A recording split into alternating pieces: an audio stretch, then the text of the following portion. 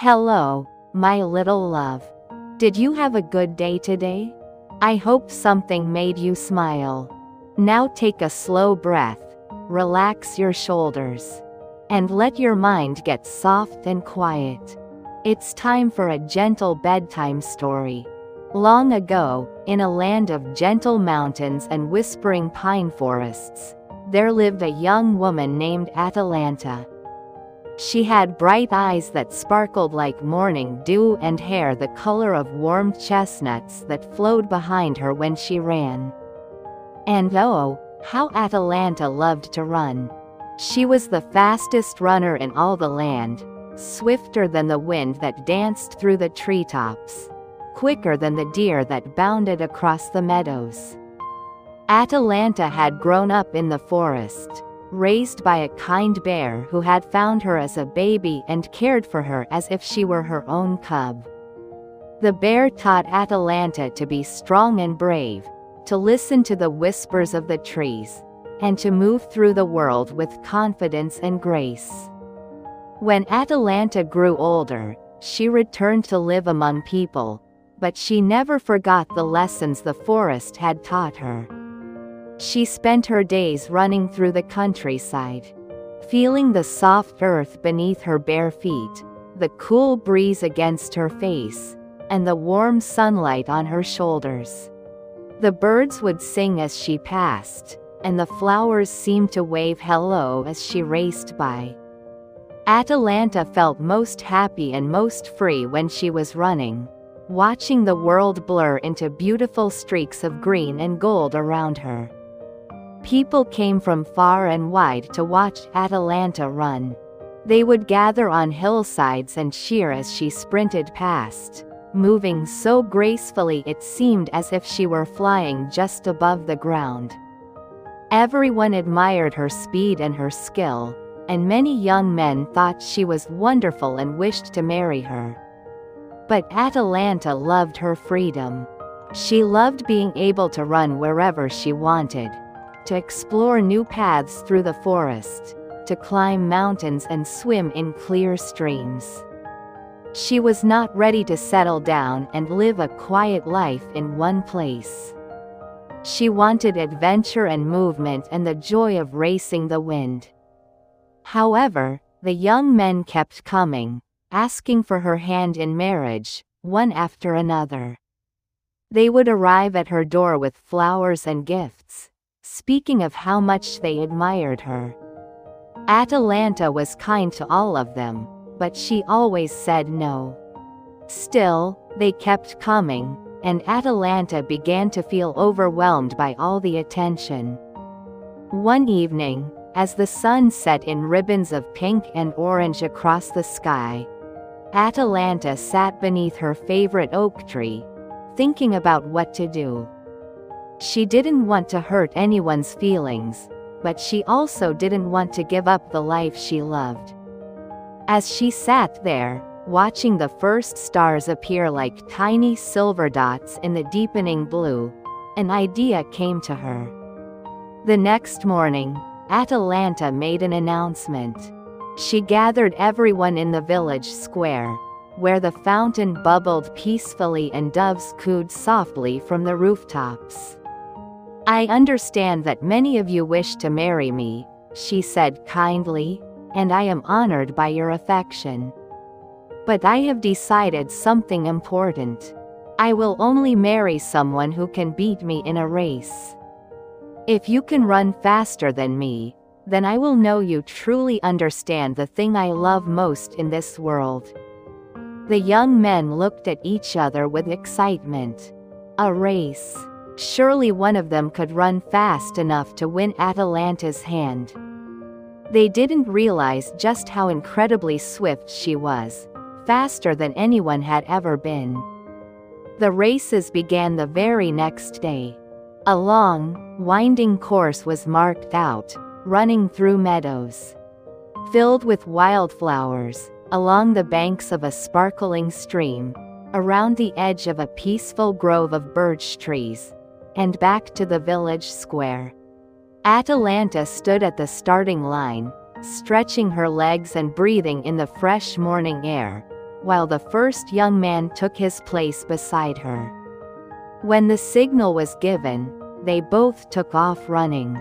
The young man tried his very best, pumping his arms and pushing his legs as fast as they would go. But Atalanta was like a breeze made visible. She pulled ahead immediately, her feet barely seeming to touch the ground, her hair streaming behind her like a banner. She ran with such joy and ease that it looked almost like dancing. By the time she reached the finish line, the young man was still only halfway through the course, panting and amazed. One by one, other young men tried to race her. Some were tall with long legs. Some had trained for months, running every day to prepare. Some were very determined and strong. But none of them could keep up with Atalanta. She was simply too fast, too skilled, too perfectly matched with the wind itself. Each time, she would cross the finish line while her competitor was still far behind, and each time she would smile kindly at them and thank them for trying. The races continued for weeks, and Atalanta remained unmarried, still free to run and explore as she wished. She was happy with this arrangement. She got to race, which she loved, and she remained independent, which she cherished. But there was one young man who watched the races with a thoughtful expression. His name was Hippomenes, and he had kind eyes and a gentle heart. Unlike the others, Hippomenes did not immediately challenge Atalanta to a race. Instead, he watched carefully, noticing how she ran with such pure joy, how the sunlight caught in her hair, how her laughter rang out clear and beautiful when she finished each race. Hippomenes began to understand something the other young men had missed. Atalanta didn't need someone to beat her or to prove they were stronger. She needed someone who understood her love of running, who appreciated her spirit and her freedom. But he also knew that he himself was not a particularly fast runner. He was strong and steady, but he could never outrun Atalanta through speed alone. So Hippomenes went for a long walk to think about what to do. He wandered through the countryside, following a path that wound through fields of swaying grass and groves of olive trees. As he walked, lost in thought, he heard a gentle voice calling to him. "Hippomenes, why do you look so troubled on such a beautiful day?" He looked up and saw the goddess Aphrodite standing before him, surrounded by a soft golden glow. She was the goddess of love, and she had been watching the races with interest. Aphrodite believed in love that was true and deep, and she could see that Hippomenes' feelings for Atalanta were genuine and kind. Hippomenes bowed respectfully and said, "Great goddess, I care deeply for Atalanta, but I am not fast enough to win the race. I don't want to defeat her or take away her joy. I only wish to show her that I understand what she loves and that I would support her happiness always." Aphrodite smiled warmly. She appreciated his honesty and his respect for Atalanta's spirit. "I can see that your heart is true, Hippomenes. Because of this, I will help you. But remember, the goal is not to win through trickery or to diminish Atalanta's gift. The goal is to show her something new, to create a moment of wonder and choice." The goddess reached into the folds of her shimmering gown and pulled out 3 apples. But these were not ordinary apples. They were made of pure gold, and they glowed with a soft, magical light. Each apple was perfectly round and smooth, warm to the touch, and so beautiful that it was almost impossible to look away from them. "These are golden apples from the garden of the Hesperides," Aphrodite explained.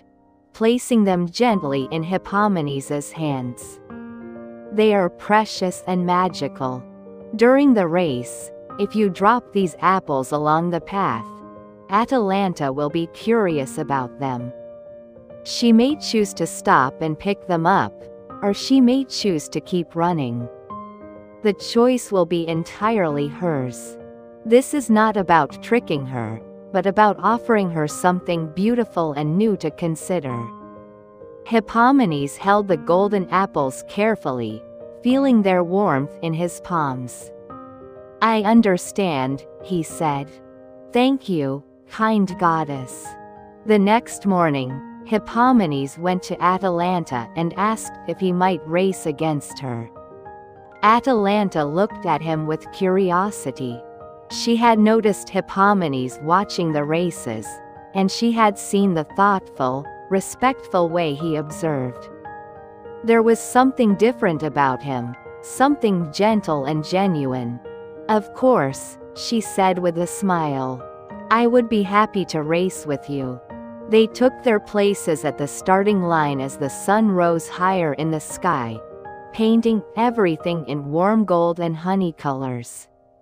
The air smelled of grass and flowers, and a gentle breeze played with the leaves in the trees. The signal was given, and they both began to run. Atalanta immediately pulled ahead, as she always did, her feet flying over the path with practiced ease. She felt the familiar joy of running fill her heart, the wonderful sensation of speed and movement and freedom. Behind her, she could hear Hippomenes' steady footsteps, not trying to keep up with her impossible pace, but running his own race with determination and grace. As she rounded the first bend, Atalanta saw something extraordinary lying in the middle of the path ahead. It was one of the golden apples, glowing softly in the dappled sunlight that filtered through the trees. The apple was so beautiful, so perfectly golden, that Atalanta found herself slowing down to look at it more closely. She had never seen anything quite like it. The apple seemed to hold all the warmth of sunshine, all the richness of autumn harvests, all the magic of starlight. Atalanta paused, then bent down and picked up the apple. It was smooth and warm in her hand, and it made her smile with wonder. While she admired the apple, Hippomenes ran past her, glancing over with a gentle smile but not stopping. Atalanta looked up, surprised but not upset. She tucked the golden apple safely into the pocket of her tunic and began running again, quickly catching up to and passing Hippomenes once more. The race continued along the stream, where the water sang its bubbling song over smooth pebbles and dragonflies danced above the surface. Atalanta was ahead again, enjoying the cool air rising from the water and the soft sound of her footsteps on the grassy bank. Then she saw the second golden apple, lying beside a cluster of blue wildflowers. It gleamed even more beautifully than the first, catching the light and reflecting it in dancing patterns. Once again, Atalanta felt drawn to this magical object. She slowed down, approached the apple, and picked it up carefully. This apple felt different from the first. It seemed to hum with a quiet energy, and when she held it, she felt a warmth spread through her chest, a feeling of happiness and possibility. She stood there for a moment, looking at both apples, wondering about their origin and their meaning. Hippomenes ran past her again, his breathing steady, his expression peaceful. Atalanta watched him go, noticing the kindness in his face, the way he ran without desperation or demand. Simply moving forward at his own pace with quiet dignity, Atalanta put the second apple in her pocket and started running once more. She caught up to Hippomenes easily, passing him as they entered the birch grove. The white bark of the trees glowed in the sunlight, and the leaves whispered secrets to each other high above. But as Atalanta ran through the grove, she saw the third golden apple resting at the base of the most beautiful birch tree, nestled among soft green moss. This apple shone brightest of all, and something about it made Atalanta's heart feel both peaceful and curious at the same time. She stopped and looked at the apple for a long moment. Then she looked ahead at the path, at the finish line she could easily reach. Then she looked back at Hippomenes, who was running toward her, not racing frantically but moving with steady purpose and a gentle smile on his face. In that moment, Atalanta realized something important. She had been running the same race over and over, always winning, always alone, always proving what she already knew she could do. The golden apples had shown her something different, something new and unexpected. They had given her a reason to pause, to wonder, to consider that there might be more to life than always moving forward at top speed. She bent down and picked up the third apple, and as she did, Hippomenes ran past her one final time. He crossed the finish line just before she did, and when Atalanta arrived moments later, he was standing there, not triumphant or boastful, but simply waiting for her with kind eyes and an open expression. The crowd that had gathered to watch erupted in surprised cheers, but Hippomenes held up his hand for quiet. He turned to Atalanta and spoke softly, so only she could hear. "Atalanta, I did not race you to defeat you or to take away your freedom. I raced you to show you these golden apples, gifts from the goddess Aphrodite, because I hoped they might help you see something. You are the most amazing runner I have ever known, and I would never ask you to stop running or to change who you are. But perhaps, sometimes, there is value in pausing, in noticing beautiful things along the path, in sharing the journey with someone who appreciates you." Atalanta looked down at the 3 golden apples in her hands, then up at Hippomenes's gentle face. She felt something new stirring in her heart, a feeling she had not expected. She realized that she had chosen to stop and pick up each apple. No one had forced her. She had made those choices because the apples were beautiful and interesting, because they had sparked her curiosity and wonder. And she realized, too, that Hippomenes had understood something important about her. He hadn't tried to restrain her speed or diminish her gifts. Instead, he had offered her something lovely and let her choose what to do with it. "These apples are very beautiful," Atalanta said softly, turning them over in her hands and watching them catch the light. "And you are very wise, Hippomenes. You didn't try to outrun me through speed. You showed me that sometimes the journey itself can hold treasures worth pausing for." She looked at him thoughtfully, her heart feeling warm and open. "I think I would like to share my adventures with you, if you promise that we can still run together. Still explore the world, and still seek out new paths and possibilities." Hippomenes's face broke into a joyful smile. "That is all I would ever want," he said. "To run beside you, not ahead of you or behind you, but beside you, sharing the journey." And so Atalanta and Hippomenes were married in a beautiful ceremony under the open sky, with the wind as their witness and the birds singing celebration songs in the trees. But their life together was not quiet or still. They ran through the countryside together, exploring new paths and climbing mountains and discovering hidden valleys. Sometimes Atalanta would run ahead, fast as lightning, and sometimes they would run side by side, matching their pace to each other's rhythm. Atalanta kept the 3 golden apples in a special place in their home, where they continued to glow softly, reminding her of the day she learned that strength includes the wisdom to pause, that independence can exist alongside companionship, and that sometimes the most beautiful discoveries come when we're open to unexpected wonders along our path. They taught the children in their village to run with joy and freedom, to appreciate both speed and stillness, to value their independence while also cherishing connection with others.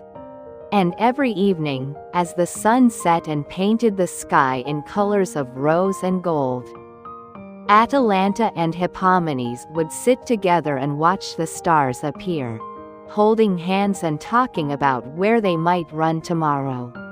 The goddess Aphrodite watched over them with a pleased smile, happy that her golden apples had helped create not a victory for one over the other, but a partnership built on mutual respect, understanding, and love.